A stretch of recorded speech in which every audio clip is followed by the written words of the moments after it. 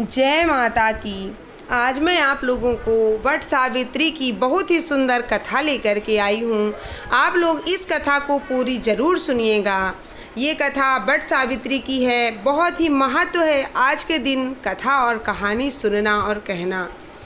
अगर आपको ये कथा अच्छी लगे तो वीडियो को लाइक और चैनल को सब्सक्राइब ज़रूर कर लीजिएगा और एक प्यारा सा कमेंट ज़रूर करिएगा। जय माता जी। एक राज्य में राजा और रानी रहते थे। उनको कोई भी संतान नहीं थी। बहुत तपस्या करने के बाद, बहुत ही साल गुजरने के बाद उनको एक बेटी पैदा हुई, जिसका नाम उन्होंने सावित्री रखा। सावित्री बेटी बहुत ही गुणवान, बहुत ही सुंदर और बहुत ही सुशील, बहुत ही अच्छी थी। उनके पिता अपनी बेटी को पाकर बहुत ही ज़्यादा प्रसन्न थे। बेटी समय के साथ बढ़ती चली गई। उम्र उसकी विवाह की हो गई।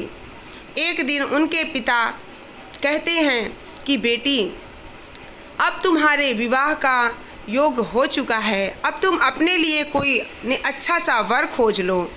बेटी कहती है, पिताजी आप मेरा विवाह जहाँ करेंगे मैं वहाँ कर लूँगी।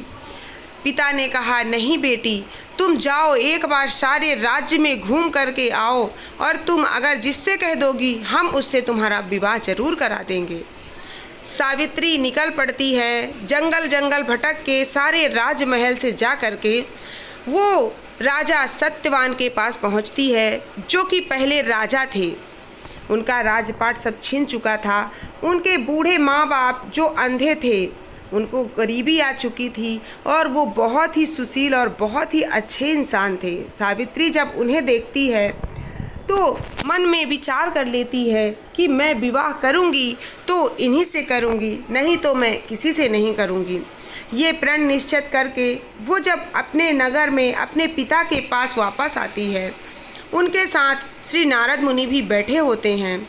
श्री नारद मुनि को प्रणाम करके सावित्री अपने पिता से कहती है कि पिताजी, मैं अपने लिए वर खोज आई हूँ। पिताजी कहते हैं, बेटा बताओ तो कि तुम किसको खोज करके आई हो। तब सावित्री कहती है कि एक नगर में सत्यवान रहते हैं, जिनका राजपाट सब छीन चुका है। उनके माँ बाप अंधे हैं, लेकिन वो बहुत ही अच्छे हैं, मैं उन्हीं से विवाह करूँगी। तब श्री नारद मुनि कहते हैं कि अरे राजा, आप ये क्या गलती कर रहे हैं? आपकी बेटी तो बहुत बड़ी गलती करके आ गई है। राजा कहते हैं कि क्या हुआ? तब श्री नारद मुनि बताते हैं कि उस लड़के की उम्र तो सिर्फ और सिर्फ 18 वर्ष है। उसके बाद वो मृत्यु को प्राप्त हो जाएगा। ऐसे में आपकी बेटी कैसे खुश रहेगी? राजा भी दुखी हो जाते हैं और अपनी बेटी को समझाते हैं, क्योंकि कोई भी पिता अपनी बेटी का दुख नहीं बर्दाश्त करेगा। वो अपने से अच्छे ही घर ढूंढेगा। बाद में फिर बेटी का नसीब है, सुख और दुख क्या मिलता है। बेटी से कहने लगे, अरे बेटी, कोई दूसरा वर खोज लो, इसकी तो मृत्यु हो जाएगी 18 वर्ष में, फिर तुम क्या करोगी?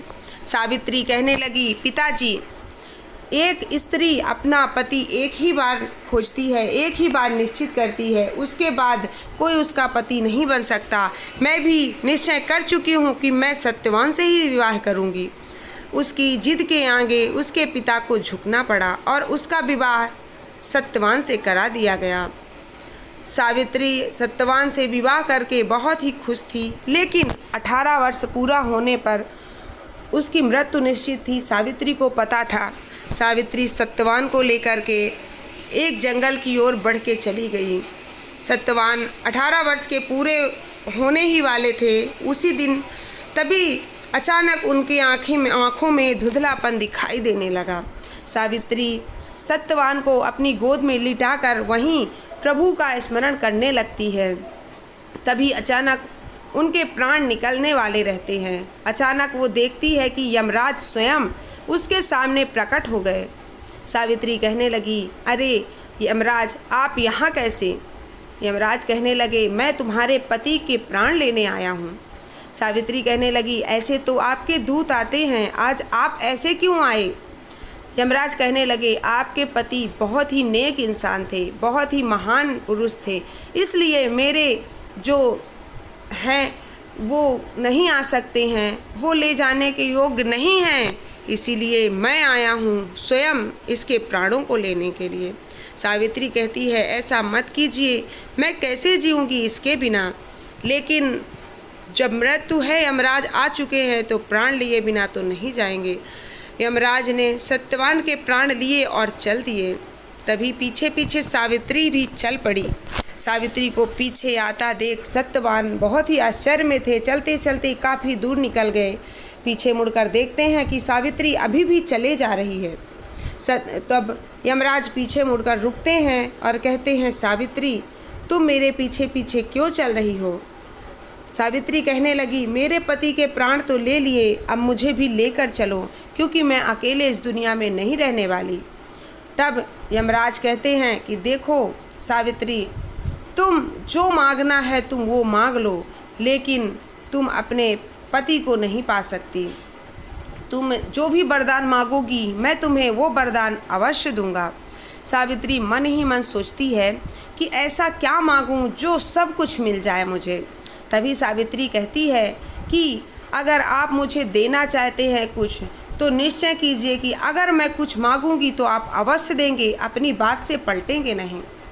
यमराज कहते हैं कि अरे सावित्री तुम मांगो तो सही, तुम्हें मैं अवश्य दूंगा, मैं वचन दे रहा हूँ। अब यमराज वचनबद्ध हो गए।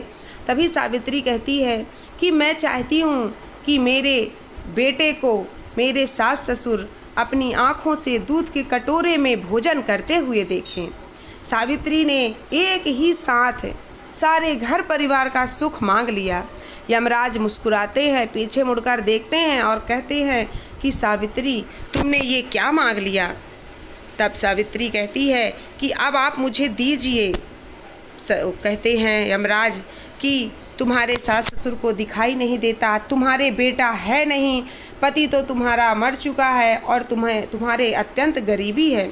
सावित्री कहने लगी, तभी तो मैं मांगी हूँ कि मेरे बेटे को मेरे सास ससुर सोने के कटोरे में भोजन करते हुए देखें। अब आप ही समझिए कि बेटा मेरे होगा कैसे। जब मेरे पति ही नहीं रहेंगे तो मैं कलंकित हो जाऊंगी। अगर मैं माँ बन गई तो अब आप ही सोचिए कि मुझे वरदान कैसे देना है। सावित्री के निश्चय प्रण से, सावित्री के सत्यवान की वजह से यमराज जो हैं वो हार चुके होते हैं।